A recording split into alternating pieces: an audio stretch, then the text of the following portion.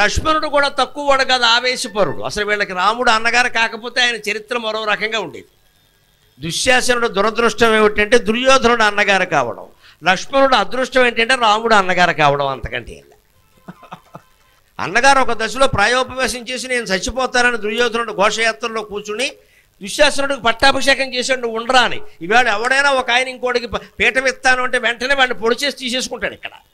కానీ దుశ్శాసనుడికి ఎంత భ్రాతృభక్తి అంటే ఎట్టి పరిస్థితుల్లో నాకు వద్దన్నయ్యా, నువ్వు లేని రాజ్యం కాదు, నువ్వు లేని ప్రాణం కూడా నాకు అవసరం లేదు, నీతో పాటే నేను చనిపోతున్నా అని అన్నగారి కోసం త్యాగానికి సిద్ధపడ్డాడు దుశ్శాసనుడు. వాడేం తక్కువడు కాదు, భ్రాతృభక్తి.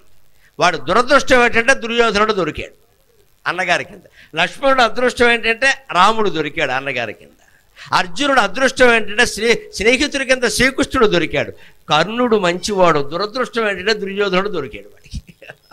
అంచేత మన అన్నదమ్ముల్ని మనం ఎంచుకోలేము, మన స్నేహితుల్ని ఎంచుకోవడంలోనైనా చాలా జాగ్రత్తగా ఉండాలి.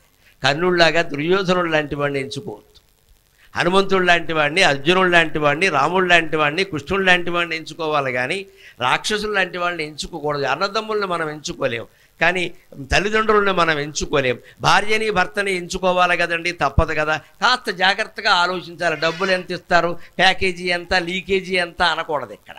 మంచివాడా కాదా, మంచి అమ్మాయా కాదా, సంస్కారం ఉందా లేదా, కాపురం చేస్తుందా చేయదా, వినయంగా ఉంటుందా ఉండదా, మగాడు బాధ్యతగా ఉంటాడా ఉండడా, ఆడదానికి రక్షణగా ఉంటాడా ఉండడా, ధైర్యాన్ని కలిగిస్తాడా లేదా చూడాలి. కానీ ఎంతసేపు డబ్బు డబ్బు డబ్బు డబ్బు, ఇంకేం ఆలోచించట్లేదండి. ప్యాకేజీ ఎంత, ప్యాకేజీ ఎంత, ఆ ప్యాకేజీ కింద చాలా లీకేజీ ఉంది, ఎవడో గమనించట్లేదు ఇక్కడ. అసలు పెళ్లి కొడుకు క్యారెక్టర్ గురించి ఎవరైనా ఆలోచిస్తున్నారా, అమ్మాయి క్యారెక్టర్ గురించి ఆలోచిస్తున్నారా ఎవరైనా?